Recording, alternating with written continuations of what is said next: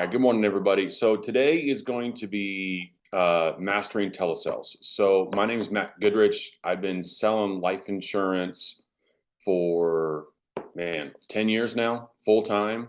It's been a blessing. I love this industry. So I don't know if you've ever been involved in it before. This is your first year, but the life insurance game has definitely it's been a blessing to my family. And so I hope it can become a blessing to your family.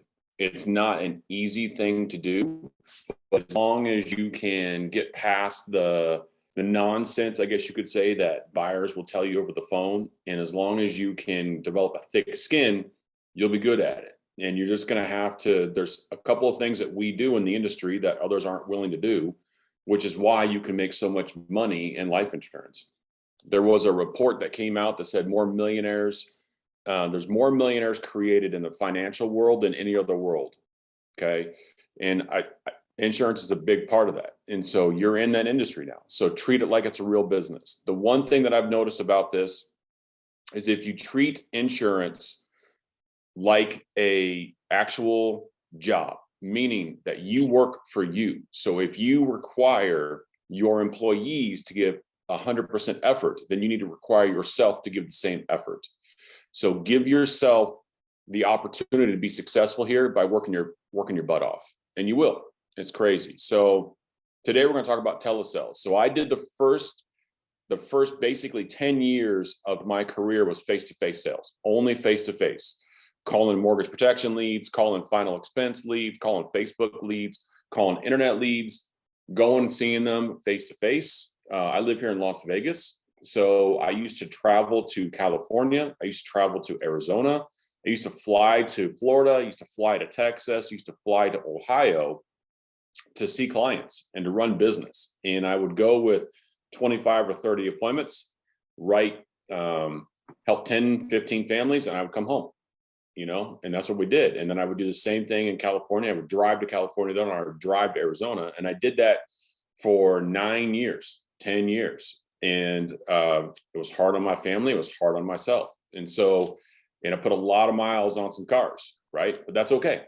That's what we do. That's what I signed up for, right? Because of that, I was able to provide a good living for my family.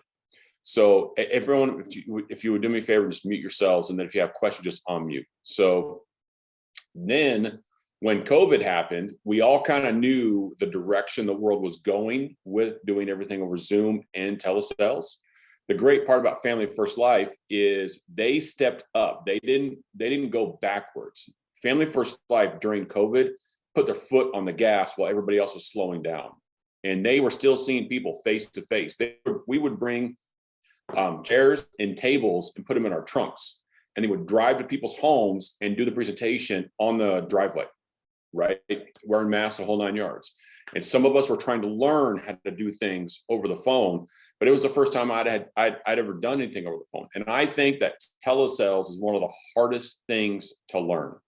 If you're new to the insurance world, I truly believe that seeing people face to face is still the best way to learn how to sell. And then you could take that and you can implement it into telesales, kind of like a hybrid method is what they call it. So you're seeing some families face to face, and then you're also seeing some families over the phone.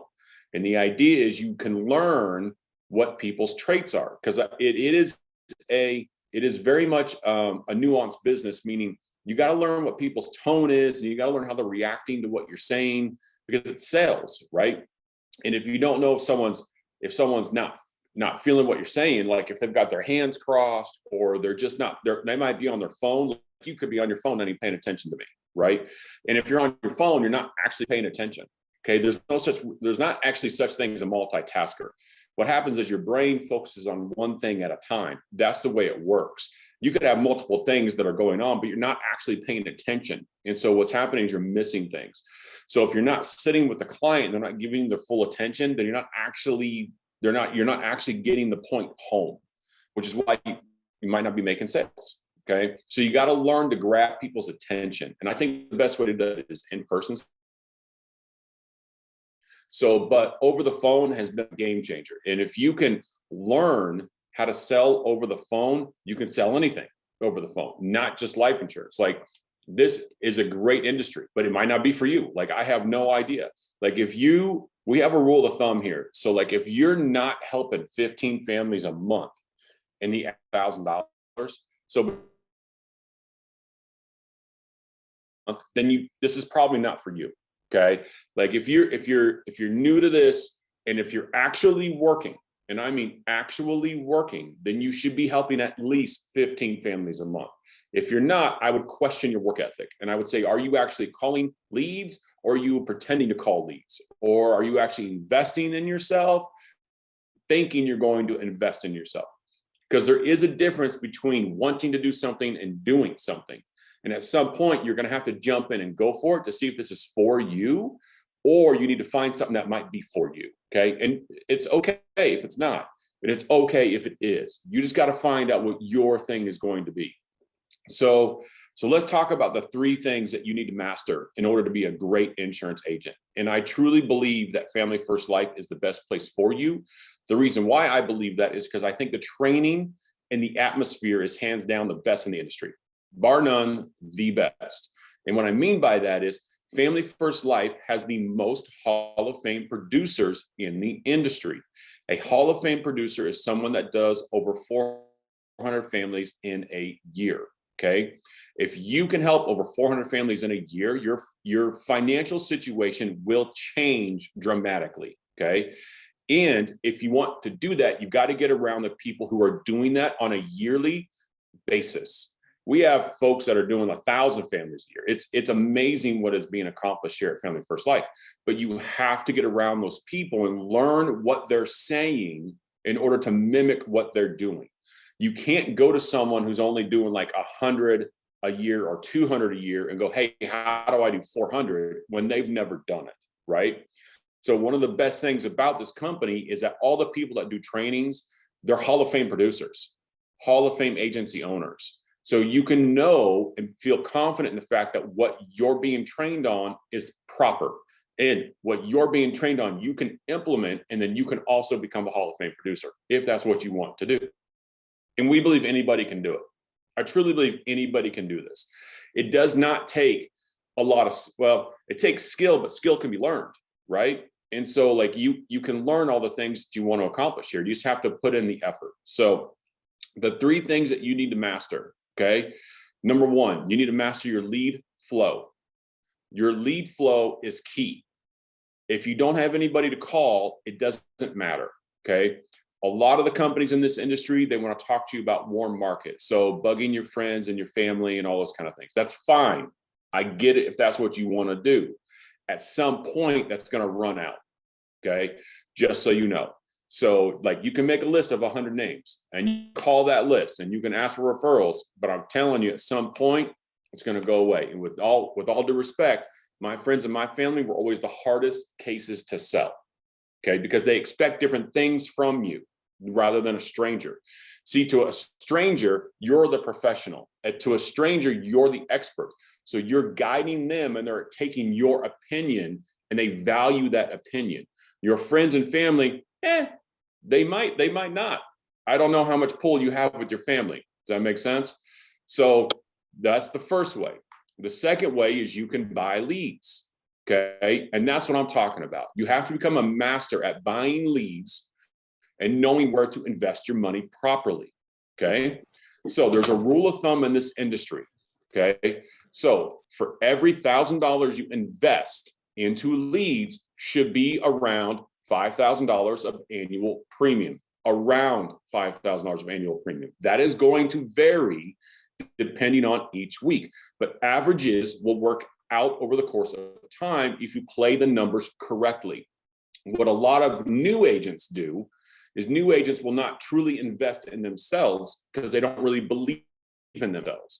So meaning instead of doing $1,000, they'll do like $100 or $200 or $300 or whatever it might be. And all that's happening is if you're only investing that amount of money, granted, it might be a lot of money to somebody else, but all you're going to do is give yourself a headache.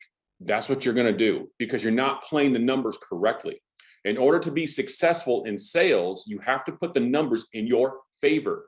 So why wouldn't you invest heavily to overcome any mistakes? Think of it like that. You're investing heavily. That way you can overcome all mistakes you might make in the beginning. And that's okay. And you're going to make mistakes. It's a new industry. Okay. So you have to invest heavily to see the results. Okay. So that's the rule of thumb. So write that down. So for every $1,000 you invest should be $5,000 of annual premium. If you're not getting $5,000 out of it, then that means that you're not working the leads properly. And what I mean by that is you're not calling them properly, you're not door knocking them, you're not utilizing, texting them, whatever you got to do to get a hold of these people and get them on the phone. Okay. The second way to become extremely successful here, you have to master your phone script. You have to master your phone script. Everything I'm telling you is not new. Everything I'm telling you, I've already been taught. Okay. I'm just passing it on to you. And I'm hoping you implement these 3 things. You have to master your phone script. What I mean by that is you can't print your phone script and just read it. I need you to write it out. I need you to say it 10 times. I need you to memorize it. I need you to practice it daily. I need you to practice your tone. I need you to practice your pace. I need you to practice everything about it. The rule of thumb is if you call somebody. So Gabriel, if I called you and I said, hey, and I went like this, hey, Gabriel, this is Matt with the Mortgage Protection Center. Hey, Gabriel, this is Matt. You filled out a form, look for life insurance online. That's extremely fast. A fast person is a telemarketer, right? Like how many times have you been called and there's a pause at the end of it because it's from the Philippines or whatever it might be. And it's just someone who just like they just start spitting off stuff. Okay. That's a telemarketer.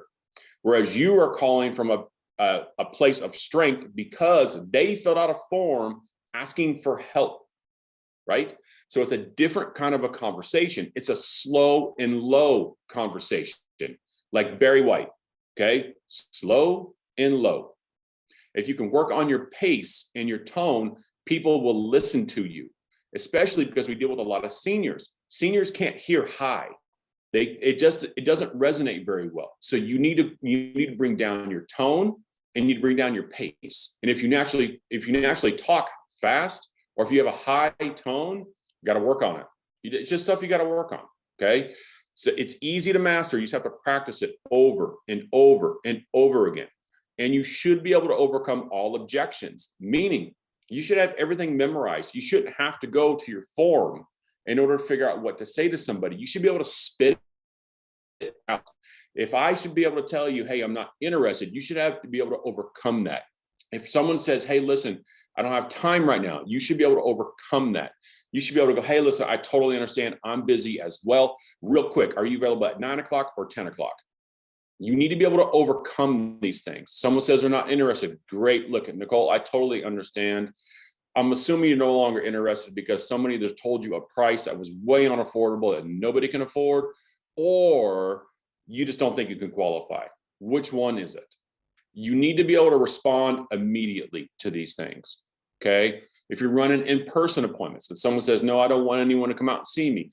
Hey, I totally get it. I don't really want anyone to come out and see me anyway. The problem is that I'm a medical underwriter, which means it's my job to verify the information on the form and make sure you're actually 5 foot, 130 pounds. I'm like 5 foot, 430 pounds. Does that make sense? And they say yes. The minute they say yes, you can continue on booking the appointment. You need to be able to overcome these things fast. Okay. So memorize your phone script correctly. A little tip, say it 10 times to yourself in the mirror, because when you're looking at yourself, for some reason, it's like you're talking to a new person. I don't know why. So, right. So say it 10 times to yourself, look at your eyes, look at your face, and say it 10 times to yourself in the mirror. If you mess up on a line, go back and redo it. Go back and redo it. Go back and redo it until you have it mastered. Okay. The last thing, your presentation. So you need to be able to master leads. You need to be able to book your appointments, and then you need to be able to master your presentation. Those are the 3 things you have to get great at. Okay. There's a lot of good presentations with Family First Life. The presentation you need to follow is the one that's right for you, but the one that's done by a Hall of Fame producer only. If they're not a Hall of Fame producer, I ain't using that presentation. With all due respect, if you don't have one of these rings that says you're a Hall of Fame producer, then I'm going to find someone who is. Okay. And I'm going to figure out what they're doing. And whatever they're doing, I'm going to implement, because they're more successful. And if I want to be as successful as I can be, then I need to follow the people that are going down the right path. Agreed? Okay. So you got to master your presentation. So today I'm going to talk to you about doing this over the phone. And there's a couple little nuances I'm going to give you that will help you be more successful with doing your telesales. Okay. And one of those things is you have to be extremely assumptive when you're over the phone, more so than when you're in person. Because if you're not assumptive over the phone and there's some kind of weird pausing going on, they will literally just hang up on you because they don't know any better, right? So just remember that you need to be able to move from one to quoting somebody to doing an application without any pause, without just right on into it like it's no big deal. Just going, hey, Rosa, here's the 3 different options. You need to be able to quote them. Which one do you want? They say, I like this one the best. You get, great, let me pull up the application. It needs to be seamless as you go through it, okay? So a couple of tips that you can do, because the biggest thing when you're selling over the phone is credibility, right? So, and credibility usually comes with more appointments, okay? So when you're doing telesales, you have to have more appointments than when you're doing face-to-face, because you're gonna get stood up more, okay? So when you're doing telesales, I like to have personally a minimum of 7 to 8 appointments a day, just so you know. And the goal is to sell 2 or 3. That's the goal. And the only reason why is because if they're usually there and to listen to your script, you will close at a pretty high clip, okay? If you go through it and you actually quote them, find out what their why is, and sell them. But you can sit up a lot.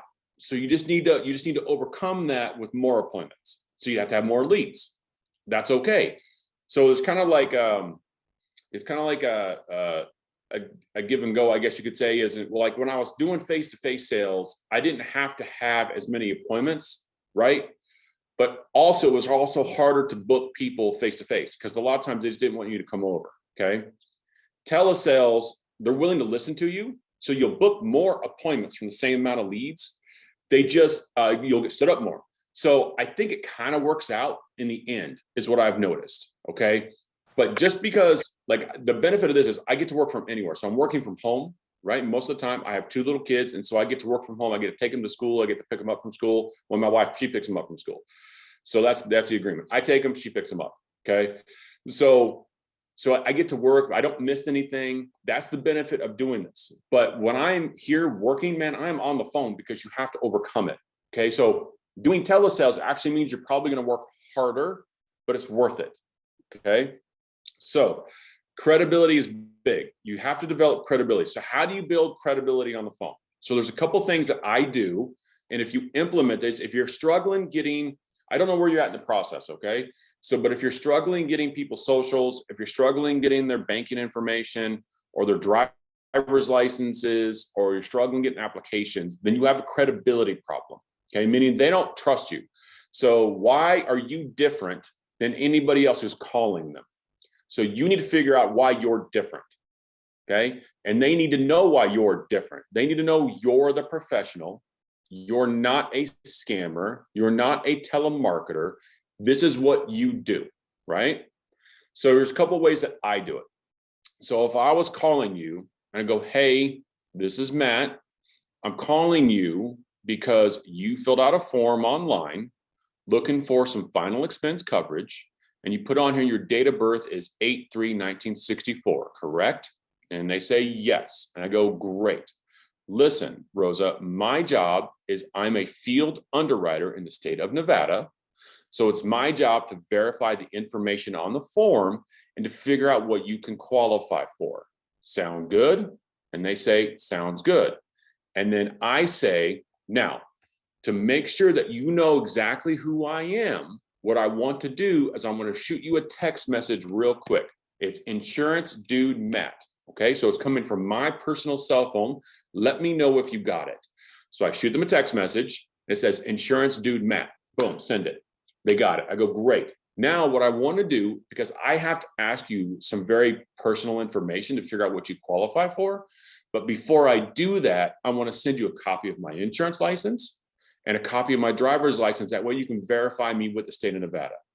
Sound good? I go, yeah, sounds great. And then I send them that information. Now, some of y'all are like, holy crap, I'm gonna have to give out that information. Dude, you were asking for their social, their banking, their address, their firstborn, their secondborn. You're asking for all of their personal information. Why shouldn't you share yours? That's my logic, okay? So I send that stuff over to them. They go, did you need to send me all this stuff? And I say, well, the reason why, Rosa, is because in order to qualify, there's 3 key pieces of information that the insurance companies have to have, right? The first one's your social, because your social is tied to your prescription history report. So that's how they know if you qualify.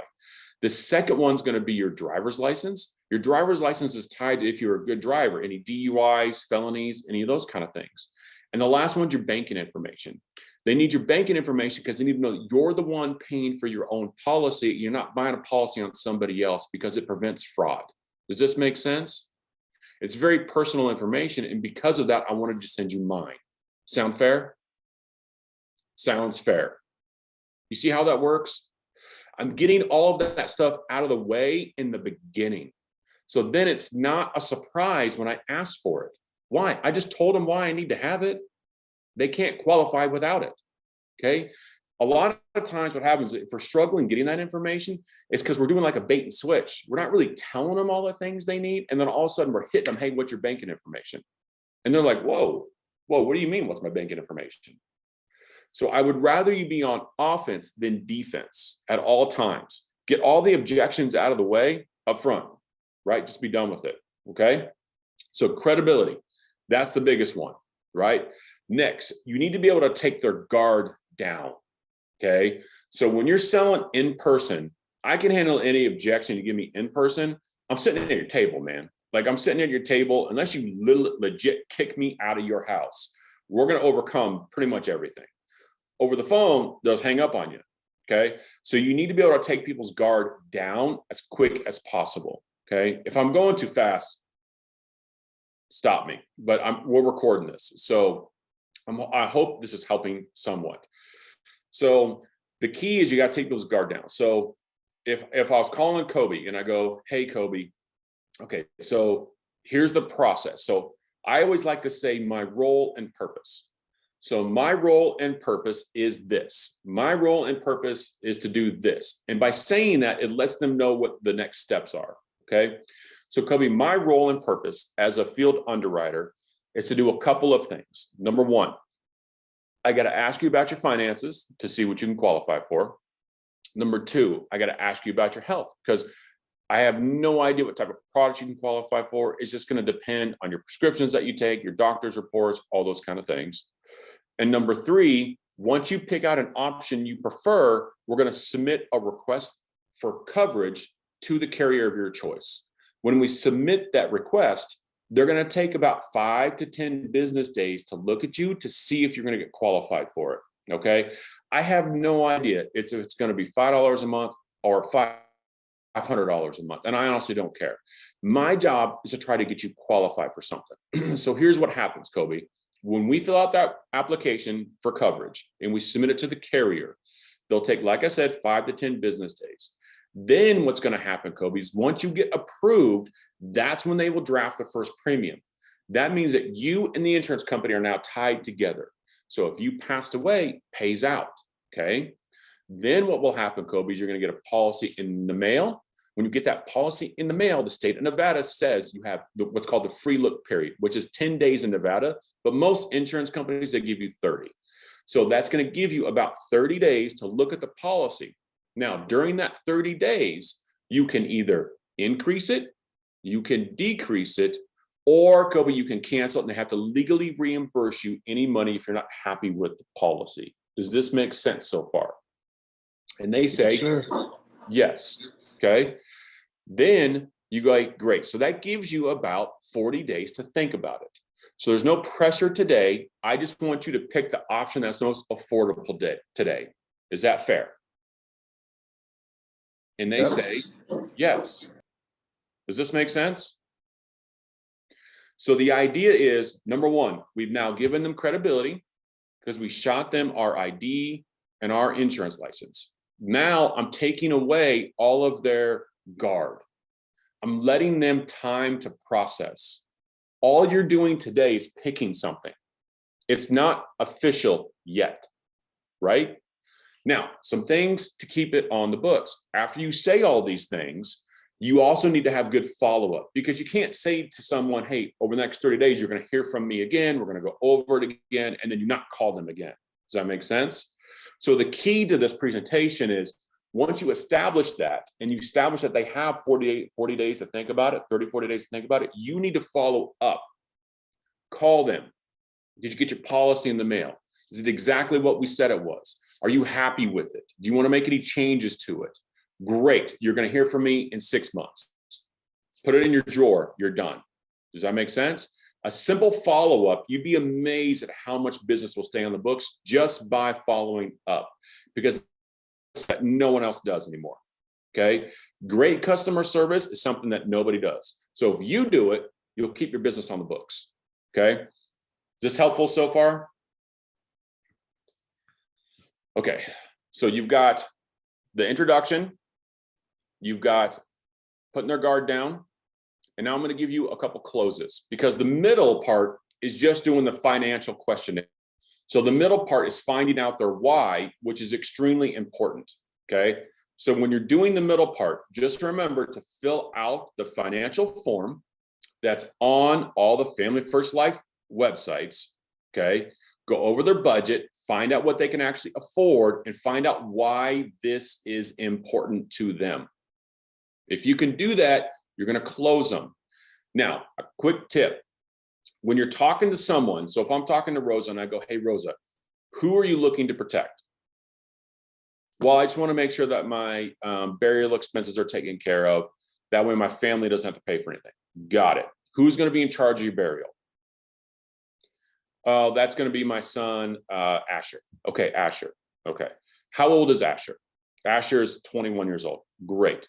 And you want to do burial, right? And she says, yes. Great. Okay. Do you know how much a burial costs nowadays? And she goes, around $10,000 to $15,000, which is about right. Right? Who knows what it's going to be with inflation, but that's about normal. Okay. Okay, cool. Do you have anything in place to already offset that? Like, do you have any money in the bank, or do you have any of the life insurance on you? She says, no. Okay. So just to clarify, Rosa, so you want to make sure that when you die, Asher does not have to pay for your funeral. That's what I want. That's great. See, that's a powerful question. You can't say it like, hey, Rosa, just to clarify, so when you pass away, you want to make sure that your beneficiary doesn't have to pay for your funeral. That's a different conversation than, Rosa, you want to make sure that Asher doesn't have to pay for your funeral, right? Right. Okay. And you don't have anything in place. I don't. Does he currently have $15,000 on him that he can pull from to pay for all of it? No. These are all closing questions, right? Does he have the money? No, he doesn't have the money. So he would have to go to the church and ask for money. Yes, he would have to go to the church and ask for money. He would have to do a car wash. So Ash would have to do a car wash to pay for your funeral. We don't want that. Ash would have to do a GoFundMe account. He doesn't want that, right? Rosa, don't worry. We're going to have this taken care of today. That way Asher doesn't have to come up with the money to pay for your funeral. Is this helpful? These are all things that you put in place to do the close. So now let's do the close, because these are like the biggest things people struggle with. So the introduction, building credibility, taking their guard down, and then the close. Okay. So here's the close. I do a three option close. I don't do top down. Okay. I'm not a top down seller. Some people are great at it. I suck at it. So I don't do it. So, but I've always done you're probably good at it if you do it multiple times. I just don't, and this works for me. So I'm good. Okay. So here's what I do. So I go, okay, so do me a favor, grab a pen and a piece of paper, because I'm going to give you your options. Okay. So I'm going to give you 3 options. 3. Okay. Now, here's a little tip. Don't quote multiple carriers. You'll confuse your client. Quote one carrier, tell them why. All right. If you quote multiple carriers, you give them too many options and they don't know what to do with themselves. Okay. Quote one carrier, tell them why you picked the carrier, and they're good. Okay, so now, Rosa, here's the deal. I'm going to give you 3 options. All I need you to do is pick the one you like best today. You can always increase later if you want to. Okay, but pick the one that's most affordable to you today, and then we'll get that one qualified and get the product out to you, get the policy out to you. Okay. Okay. So here's the first one. So the company I picked is Americo. The max amount of coverage you can qualify for. So there'll be 3 different types. I'm gonna quote you. Your maximum amount you can qualify for, your recommended amount to pay for your burial expenses, plus leave a little bit of money behind, and then the minimum to cover your burial. Those are the 3 options I'm going to give you. Number 1. So Americo says with your health and your age, you can qualify for up to $40,000 worth of immediate coverage. So no 2-year wait period. Okay. For $40,000 worth of coverage, which also includes, pays double if you die of an accident. So instead of it paying 40, it would pay 80. Okay. It's $276.14 a month. Now, write that down. Okay. She writes it down. Option number 2, Rosa. This one is the recommended amount that would pay for your burial expenses, plus leave a little bit of money behind to your kids, to Asher, for whatever he wants to do with it. Okay. That's $20,000 for the coverage. $20,000 worth of coverage, Rosa, which also includes the accident rider, which means if you die of an accident, it pays $40,000, not just $20,000. Okay. That one is $145.76 per month. And then option number 3, Rosa, is the bare minimum that I would recommend that you buy to cover your burial expenses, which is $15,000 for the coverage. Because as you know, the average burial nowadays costs around 15 grand. Okay. So $15,000 worth of coverage, Rosa, is $100.15 a month. Now, Rosa, out of those 3, which one do you like best for you? And that's it. That's what I say. Okay. You can also say, now, Rosa, out of those 3, how much money do you want to leave behind for Asher? That's how you say it. And you shut up. Okay. And you let her pick. Now, if she takes too long and she's going like, I don't know, I think I really like the 40, that means that she can't afford it. It is your job as the professional to talk her down. Do not oversell. Never oversell. If you oversell, it doesn't do anybody any good. They end up canceling because they can't afford it. You end up with a chargeback. Nothing got done. All that got done was a waste of money and time. So I would rather you undersell and then come back and see them once a year and add more coverage as you go. Okay. So Rosa, listen, I know you like the 40. Why don't we start with the 20? And then when I call you back in 6 to 9 months, we'll make sure it's affordable for you. And if you want, you can add more $5,000, $10,000, or $15,000 of coverage then. How does that sound? And they go, that sounds great. They do it every time. They love when you talk them down because they really want, people love their kids and they love their family. And they want to leave as much money behind as they can. If they can't afford it, it doesn't matter. The policy that's most effective is the policy that's enforced when they die. It's not how much they buy now, it's how much is enforced when they die. Okay, that's what counts. And it is our job to help them cover their final expenses or their mortgage or whatever it might be. Okay, if they want more, great. Let's do annual reviews and we'll go from there. Okay, then what I say is, great, let me pull up the application. It's that simple. It's just one seamless step to the next. Credibility, take down their guard, find out why they want it, and then quote them. There's your steps. And then you pull up the application. The reason I pick Americo so much is it's so easy for the client to get approved with. That's why I pick Americo. Mutual of Omaha is also a great company. Aetna, a great company. AIG, a great company. They're all great companies. Sometimes it's just what's best for the client. And you give them those options, let them pick what they want for themselves. Okay? Okay. It's 8:36. Does anybody have any questions or anything?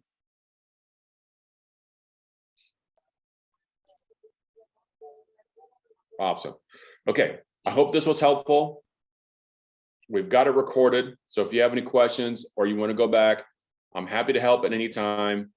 Anyways, guys, implement some of this stuff. It doesn't matter what you learn. It matters what you implement. Okay. Because if you implement it, it'll be nervous. If you're nervous, you're on the right path. Okay. Because that just means you're anxious about doing it. And that's a good thing. Okay. So implementation will mean success. Rosa, when we'll get it up on YouTube. Okay. So, all right, y'all. Everyone have a wonderful, wonderful day. Go kill it this week. Go break a record. Go break a personal record. If you can break a personal record this week, you can break a personal record next week. And then all of a sudden you can break a monthly record. Okay. All right, guys. Have a great day. Bye-bye. Appreciate it, Matt. You're welcome.